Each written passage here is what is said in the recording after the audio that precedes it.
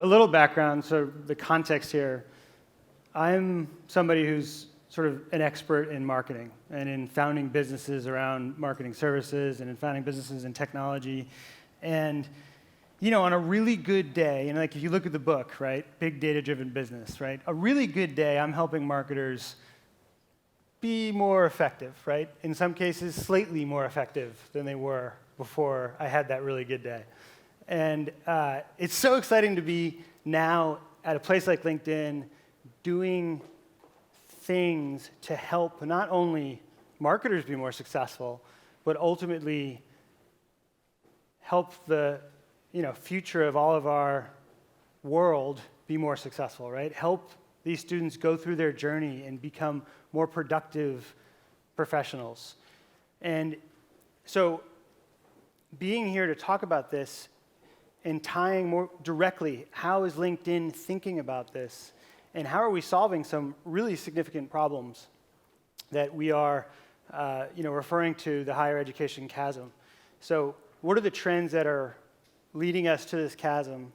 Why is this not just all a bad news story, right? What are the trends that are sort of leading to the putting wind in our sails to help get through this chasm? Then ultimately, as a product leader at LinkedIn, how am I thinking about addressing these problems and helping, in partnership with all of you, helping to move us forward in an aggressive way? So we'll start with these major trends that we see right now that are having a huge impact on the future of education. And number one, a really big one, and we talked about this, Ted, I think, touched on this very directly, but affordability. Right? So right now, student debt has crossed the $1 trillion mark in the United States alone. This is more than the aggregate credit card debt that we have in this country, right? And a massive amount of debt has been accumulated through education. And, if you look at it the last 30 years or so, basically the debt held by education borrowers has more than tripled.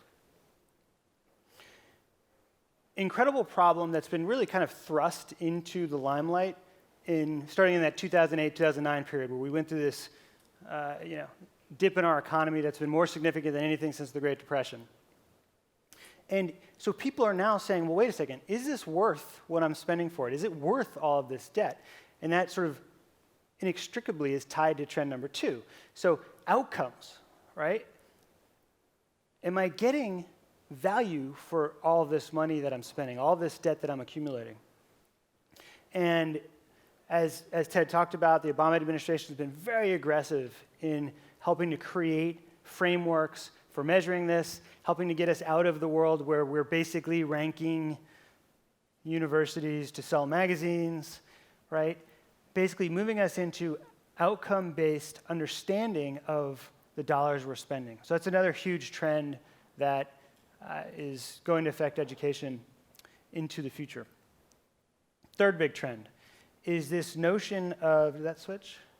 This notion of decision-making changing in how people are deciding on education, right? They're moving from what was before, and this is really happening across all of technology, right? The buyer's journey is changing in a significant way, but they're taking advice through social means. They're connecting with peers through these scaled avenues of networking and of connection. They are using these mechanisms to determine and recognize who are the best institutions. What is the best route for me to take in order to solve for the problems I'm looking to solve as a prospective student? So when you look at this is affordability, major trend. This is outcomes. Am I getting value for what I'm paying for? And then it's decision-making is changing. So there's a lot, right? This is a very different world than it was even 5, 10 years ago. But then, on top of this, there's significant macro trends that are changing the world of higher education. Declining interest in certain degrees. Aging of the population, right? There are fewer students coming through the system than there were in the past. Competition, so there are more degree providers than there were in the past. So when you look at this sort of supply-demand shifting or dynamism that's taking place, basically, as an institution, as a marketer at an institution whose goal is to drive growth, the world has gotten much more challenging. It is a very different universe than it was, and it's going to get harder. The cost per inquiry is going to go up because of this demand and supply change. The ability to drive growth is going to get more expensive in the near term. And, just generally speaking, this is a harder job than it used to be. So that's the bad news, right? Or maybe bad's the wrong word. Maybe that's the challenge, right, that we face. That's the chasm.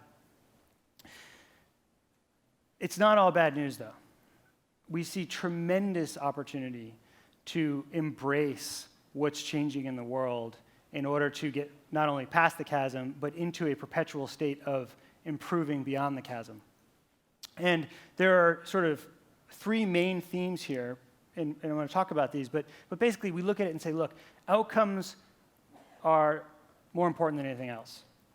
And again, Ted and Dan talked a lot about this, but focusing on outcomes and focusing on how do you create outcomes at better cost ratios is a huge part of moving past this chasm. Two is, how do you do this in a way that's perpetual? So it's relatively easy to make a change. It's relatively easy to improve in a single point state. It's harder to do that in a way that you're setting yourself up endemically for continuing and continual success. And we think that's critically important to how we think about moving forward. Finally, it's how do you continue the innovation curve, right? How do you make sure that within that sustained success, you're continuing to innovate and you set up the systems to continue to innovate on behalf of creating better outcomes? So we've got some challenges, huge opportunities, three core trends that we're looking at as LinkedIn and as a product org that we think will really help to drive us through the chasm. And then what are we doing about it, right? How are we trying to help? So number one, online learning. Proliferating you could make a pretty good argument that the advances over the last 10 years have changed the industry and changed the ability to distribute learning more than at any time since the printing press, right? Incredible amount of technology is being, and just brute entrepreneurial force is going into improving the state of education. If you look at LinkedIn specifically, most of you have probably heard about the acquisition of lynda.com, which today has about 270,000 really high-quality courses to help with the skills gap. And as Alan talked about earlier, this notion of skills is a critically important part of the economic graph that LinkedIn is trying to stitch together. But today about 40% of institutions in the U.S., colleges, universities, are using Lynda Courseware to augment class learning, to augment the skills and the capabilities of their faculty, to help improve the ROI for students. Because if you think about it, right, if you can, in a cost-effective way, increase the value of the education that a student's getting, ROI goes up. And if outcomes can go up at the same or lower cost, you can either redeploy those costs elsewhere, or that just goes directly into the student's pocket in terms of ROI, right? So a huge trend that can help to shift the balance of outcomes. Second big thing is the ability to measure success is cheaper, easier, faster than ever before. And not only measurement, but adaptation. So this notion of adaptive learning and this notion that we can actually see what's working and what's not on an individual basis and then move the learning to where it needs to be is a huge opportunity. I mean, I see it, so I have 3 kids, but I have one now in first grade, And I see it already starting in first grade. So she is an incredible reader.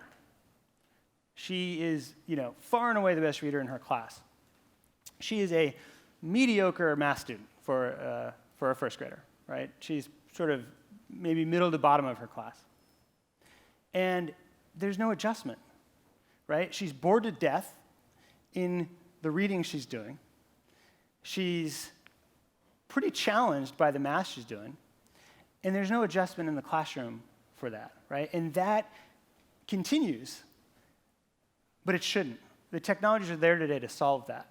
We should be in a place where, starting at the very beginning, all the way on through, learning is custom based on what students are looking for, and we will see that increasingly come that will allow us to basically change the ROI equation again, allow us to change the value that students are getting for what they spend. Third big trend that we're seeing, and obviously this is something that LinkedIn is also very close to. It's this notion that employers are increasingly working with universities to help them not only understand what are the most valued degrees. This world is changing so fast now. I mean, if you look at the world I'm in, the capabilities of an engineer 5 years ago isn't often relevant today, right? An engineer has to have very different skill sets today than they did 5 years ago to be at the top of their game. And so we're seeing partnerships. We talked, Ted and Dan talked about Starbucks, but we're seeing this increasingly, and the ability to tie together what are the most important degrees, what are the most important skill sets for the people that we're going to be hiring over the next 2, 3, 4, 5 years, is again critically important to that ROI equation, because if those students can come out, get the right jobs, the right positions that are the highest paying, we're going to see a better ROI. So, challenges all around this notion of cost, outcomes, and how are students seeking this information today? Changed significantly. Solutions around how do we use technology to improve that ROI equation and to tie the students to the networks, tie companies to educational institutions in order to be smarter about what degrees are being offered. LinkedIn wants to play an important role in all of this. The value proposition, and Alan talked earlier about the economic graph and how we're thinking about our overall mission to make the world's professionals more successful and productive. The value proposition for the education space within LinkedIn specifically is we want to be the most effective platform to impact the entire student journey, right? From when I'm making a decision, what institutions and what degrees do I want to go after, to my internships, to what jobs do I get, and how do I leverage all of the information that's potentially available to me to be successful in that journey. It's a big goal, but we think we are well on our way to being able to stitch all of this together. So 380 million people today, which is an astonishing number when you think about the sort of 700 million-ish global professionals. We're over halfway to hitting the world's professional audience on LinkedIn, growing at about 2 million people every 10 days. So adding about 200,000 every day to this powerful network.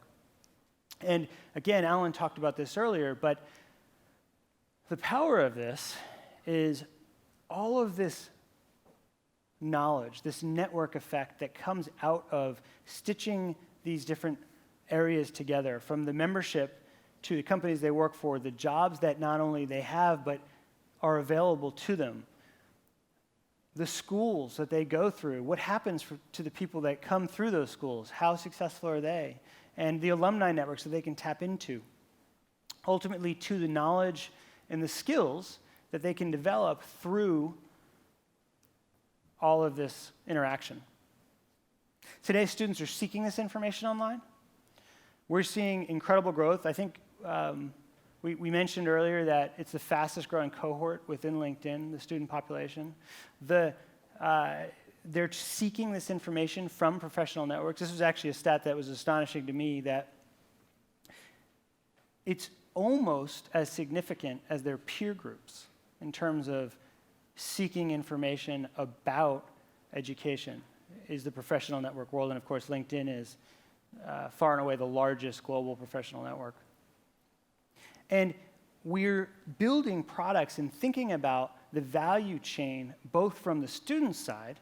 So again, this notion of being able to research the right schools, acquire the right knowledge, all the way through to alumni networks that can help you get started in your career, help you move forward. My example, I'm a Duke University graduate.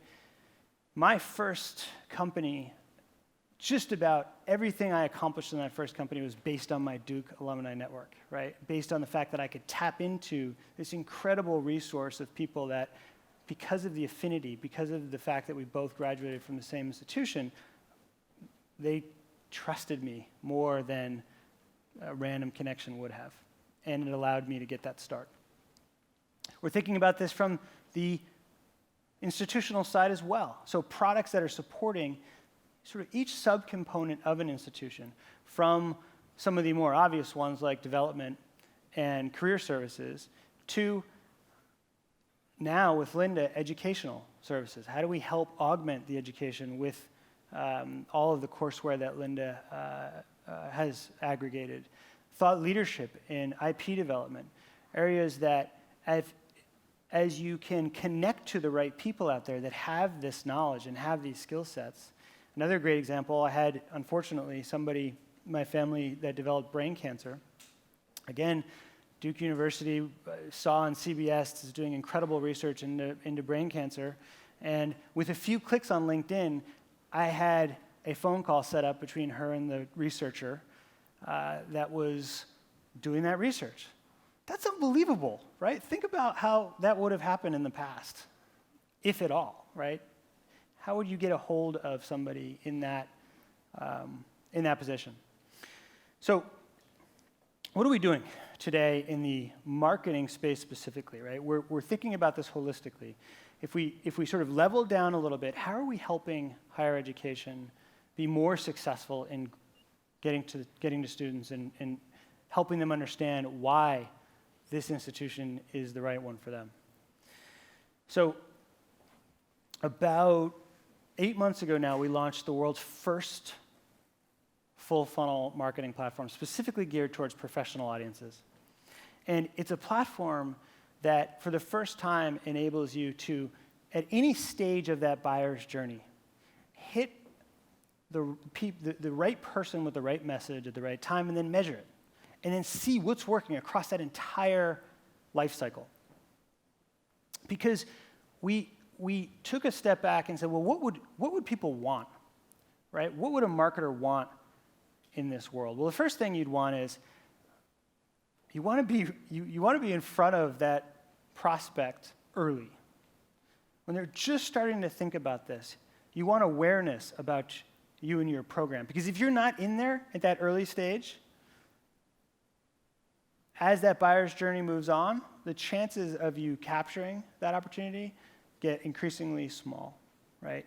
You have to start with awareness early. And so we have products like our InMail product, which was recently relaunched to tremendous success, our sponsored content product that we're seeing interaction with on the feed, the fastest growing product in LinkedIn's history, in fact, across all of our product sets. We said, well, what else would marketers want here? Well, they'd want to target the right people, right? They would want to put the right messages in front of the right people. So it's not only about increasing sort of efficiency and efficacy by not putting messages in front of people that would never convert, but it's about when you really know who somebody is and what skills they have and what capabilities they have, how deep their career goes, et cetera, you can put the right messages that are going to resonate with them and make your institution look like you're more relevant to them, which you are if you can have that conversation. We said, well, they'd want to be everywhere. They'd want to be on mobile devices, on desktop devices, on tablets. We see LinkedIn now, I think Penry mentioned this earlier, over 50% of our usage is now on mobile devices. Internationally, it's even more significant. And so our products are now mobile-first products. And yesterday we announced a brand new flagship app, which is going to be launched in the coming weeks and months in order to help our users be more successful with LinkedIn in a mobile context. We said we want to be helpful throughout the journey. So products like our School Finder product and our Outcomes, our Rankings product, which basically say, okay, based on all this data, based on our understanding of what our students are going on to do, what are the best places for students to think about based on what career outcomes they're looking for, based on where they're looking to go in their career. Alumni tools, which allow students to be more connected, just like these, how I got started in my career and how I raised money initially. Being able to understand, how do I get in touch with alumni in the venture capital space at Duke University that could help me in this stage of my career? Incredibly powerful. And we often see we know a lot more about a university's alumni than the university does. And then we said, well, you want to measure everything. You'd want to actually be able to see, well, what are these outcomes, right? Back to one of the core challenges. What's working, what's not, who's engaging, who's not, what messages should we be focusing on, which ones are not having the desired effect. And we're going to continue to invest heavily in this. I see a really exciting opportunity. Again, I feel incredibly lucky that I can move from a place where we had a great culture and a great environment, but we were doing kind of boring stuff in terms of how we could potentially change the world, to a platform like LinkedIn that can really have an impact. And so we're going to invest in that. This is one that is a huge problem on LinkedIn today, which, if not everybody in the room recognizes, I'm sure a lot of you do. I'm seeing some nods. It's a mess today, right? We've got, and it's just how LinkedIn grew up, basically. We had company pages, we had university pages. They don't interact. We have universities that have two experiences. People don't know where to go. It's not as discoverable as it should be on LinkedIn. We're going to fix that. We are also, next year, I would say the mantra is performance. We are very focused on increasing the performance for education marketers out there. One is programmatic. So LinkedIn's behind the curve in terms of enabling scalable marketing, enabling API-driven marketing, allowing you to tie this to other programs. We're going to invest in that. We're actually starting pilots this quarter. One-click lead gen. So we've found across the board, not only in the higher education space, but elsewhere, that landing pages are very hit or miss. We're going to try to help by allowing you to remove the landing page, right? And helping students use their LinkedIn information, helping them with a single click get to the information they're looking for, whether it be registration or downloads or what have you. Finally, we're going to help you bring your own data to bear. I heard a comment earlier about the desire to do some lookalike modeling and whatnot based on your own data. We're working on it. And we think it's a huge opportunity to help scale what you're able to do and how you're able to take success and bring that to the LinkedIn platform to find more success. So incredibly committed to higher education, incredibly excited to continue to invest. I have a minute. If anybody has we have time for 2 or 3 questions, if anybody has them. I think we have mics around.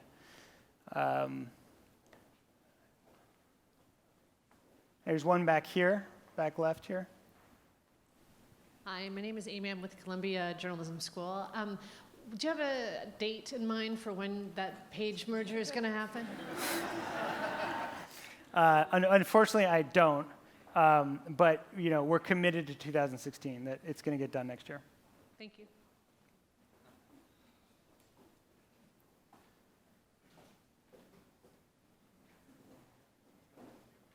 Any other questions? Oh, back here. Is there Do you see a future where there is support for higher ed administrators who are not in marketing? Expand on that. Yeah, so I'm do alumni relations. We had an emergency that required us to email everyone we possibly knew who could work for LinkedIn. Just the questions I have are about things like naming protocols and how alumni can add, there's no requirement that they choose the name, that the iPad's name, and things like that. There are so many little questions that are keeping us from being able to use LinkedIn fully. And we're fully invested. We want it to be, we're actually avoiding investing in any of these companies that tell us they can solve all of our alumni relations problems if we just buy into their platform, because we believe in the future of LinkedIn. But there are so many functionality problems that we have to work out, and we have no one to turn to. Yep. So it's a great question. We think alumni relations development are huge opportunities, and so they're very high on our list of things to tackle. We will be advancing that, and I'd love to get direct feedback on what are the specific issues that you're facing. I think we probably have a handle on some of them, but I want to make sure. And so I'm just R-Glass at LinkedIn if anybody wants to reach out, but yeah. Time for one more?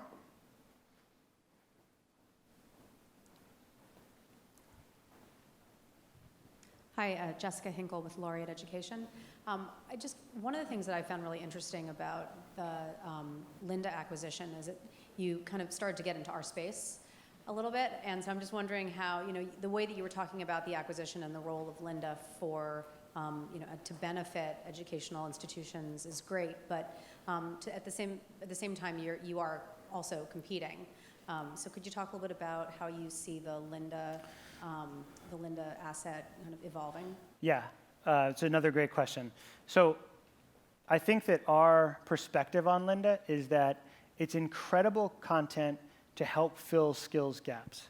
It is not a degree, right? It is not a full program, and we think we can augment education, not supplant it with Lynda. And that's really how we're thinking about it. It's how do you help a job seeker that wants a certain job but's just missing one certification get that certification? How do you help continuing education within an environment of an enterprise? So how do you help Microsoft, for example, provide courseware for its employees to help with certain skill sets that they may have joined Microsoft without, but they now need to be successful?